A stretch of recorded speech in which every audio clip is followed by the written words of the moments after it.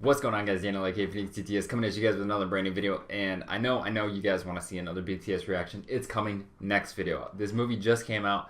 I had to get it out. It's time sensitive. You guys want to know what I thought of the movie so you can figure out if you want to go see the movie or not. Spoiler alert, you should go see this movie. So today, guys, we got a movie review. I know what last one I did was The Mule, long time ago, but it doesn't matter. We're doing another movie review because if I see a movie and I really want to review it, I'm going to review it for you guys. So we got How to Train Your Dragon: The Hidden World. Boom, let's jump right into it. As always with my movie reviews, I'm going to start off with characters. So there's only a few I really wanted to talk about, but Hiccup has a lot of growth in this movie, and like there's some themes with stuff like he's got to let go. It's basic. The whole thing about this movie is letting go because he has a life, Toothless has a life.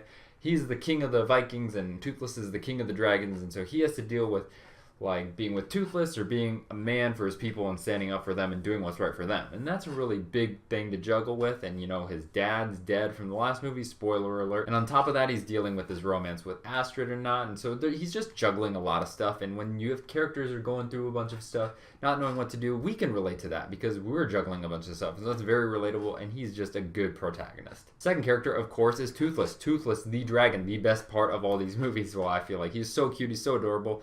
His eyes are everything. Just talk about visual storytelling, guys. Toothless never talks in any of these movies, but we know exactly what he's thinking, what he's trying to say, what is going through his mind, and he's got some character too. Like sometimes I feel like this is more Toothless's movie than any of the other movies have been because Toothless got a little love interest, and so he's trying to do that, but he can't fly on his own, so he's not a good dragon on his own.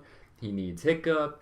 And so, but he needs Hiccup to ride him in order to survive. So we got that conflict too, and you really feel for Toothless. And man, Toothless is such an amazing dude. Astrid's good too. Like she went from this like warrior badass chick to like the helpful side companion that's like really gets behind Hiccup and like really gets him through some stuff because like she's like that anchor, you know, that she guides him through the storm and like really puts him into perspective and like really is like tells him what's up basically. We got the warrior sidekicks that are always there. I mean, they're cool, whatever. And his mom kind of got pushed to the side. She was very big in the second movie, but she's more of a side supporting character in this one, which is understandable because the focus is mainly on Toothless and Hiccup. And the villain Grimmel, I thought he was pretty good. He did his job. I mean, I'm not asking for a really crazy villain in How to Train Your Dragon movies because the focus is never supposed to be on them. Some movies, yes, you want a really good villain, but I mean, he did his job. I mean, he was bad, he was mean, he had some presence. I was never like, oh, whatever.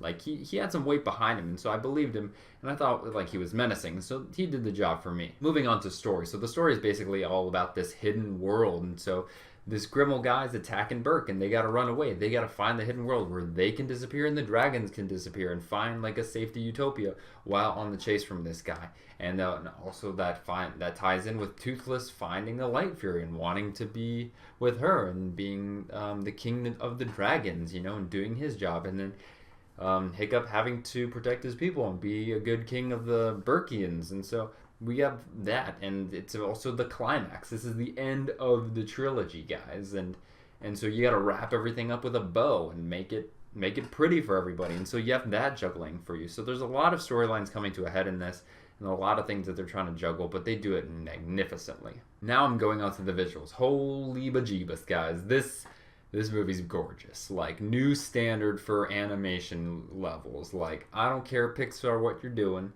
This movie looks great, okay?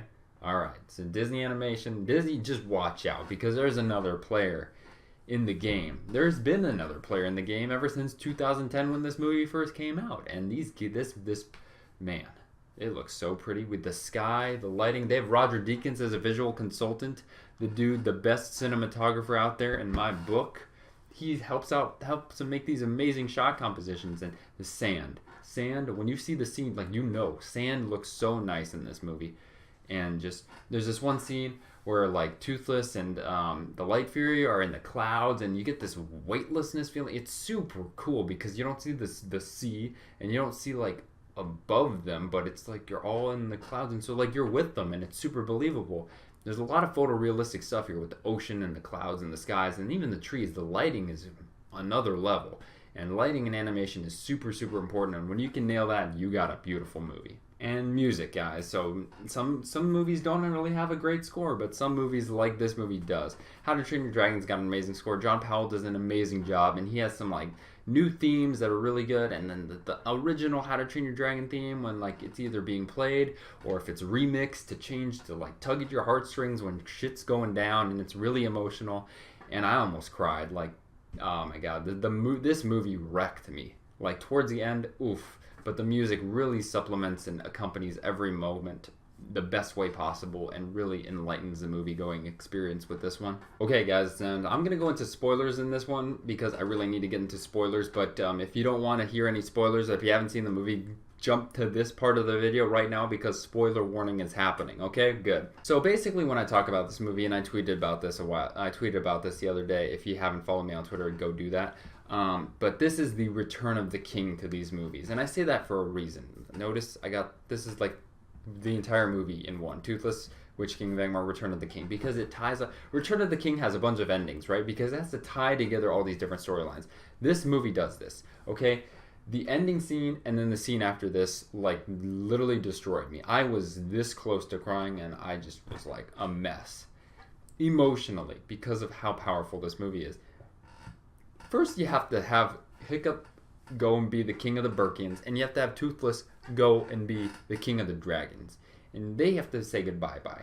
And these dudes have been like the greatest buds on screen ever. And you love their friendship, and you just want them to be together. And then when you know that, but you know it's not gonna last forever.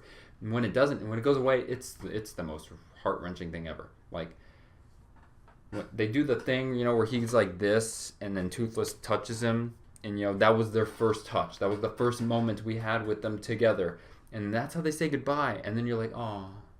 But then Toothless fucking hugs him, man. Like, he's like, no, and you don't think he can humanly articulate, but he's watching us. He does a fucking chicken dance and shit, and he hugs him. That I was like, oh no, he did not just do that. And then they fly off, and the movie could have ended right there, but no, it had to be the return of the king. We set up Hiccup and Astrid getting married. That was something cool. That was important. We see Burke reinvented because they had to move, and they set up this new village, and that's cool too. And then maybe the best scene in the movie, just because of how emotional and amazing it is, it shows like it's time jump. Hiccup and Astrid are married. They have 2 kids, and they're going off to the edge of the world, to the hidden world, and at the edge. And then we can see Toothless standing guard, and it's like, oh geez. And then he jumps up, and he's like about to kill him because he doesn't know. But then like they do the thing again, where he's like boom, and he knows. And then it's like they're best buds again, and he's got kids, and he shows the kids how to interact with Toothless. And then we see Toothless, and he's got his girl and 3 baby mixture furies, okay? And these dudes are so adorable. Like, in my theater, when they all 3 popped their heads up, my entire theater was like, oh, like it was really cute. It was really nice. And then they all fly, and then there's this huge like really nice montage thing of them flying together and like reuniting, even if it's for a short little while, because you know it's not gonna last forever. And it's like how the dragons went away, and like they're doing their own thing, and the humans don't know what's up with them, and we're not worthy. We don't deserve the dragons. That's how shitty we are. We don't deserve them, and we never will. That's the whole message. But man, that was a good movie. So guys, if I had to tie this up with a bow and give it a rating like I always do, I'm going to say that How to Train Your Dragon kills it in every aspect. 100%. The music's good. The voice acting is great. The characters are awesome. They got new challenges. The story was good, and the visuals, oh, beautiful. And the music's really fits. And this is just a really great end of a trilogy, and the whole trilogy is really good. One of the best trilogies, in my opinion, of all time. Better than a lot of other trilogies that people would say the best trilogies, and I will argue that for a long time. But yeah, if you haven't gone seen this, guys, like, what are you doing? Go watch it. If you love these movies, you're gonna love this movie. 100%. Absolutely. But it made like $55 million or whatever, so assuming a bunch of you guys saw it. So hopefully you enjoyed my little spoiler thing. But if you didn't, guys, I highly recommend you go check out How to Train Your Dragon: The Hidden World. This is really good. If you want to see like my full write-up, I'm going to be posting that on Instagram in a little bit, so make sure you follow me on that. But anyways, I hope you did enjoy. If you did, drop a like on the video and subscribe for new videos every single week. But this has been me, boy, Daniel, aka Phoenix DTS, and I want you to find yourself, be yourself, and love yourself. Hi guys, Daniel aka Phoenix here, checking in with you guys at the end of the video. If you did enjoy what you saw, please check out one of these other 2 videos, or just like the video and subscribe down below for a video every single week. Thank you guys, I love you, have a good one.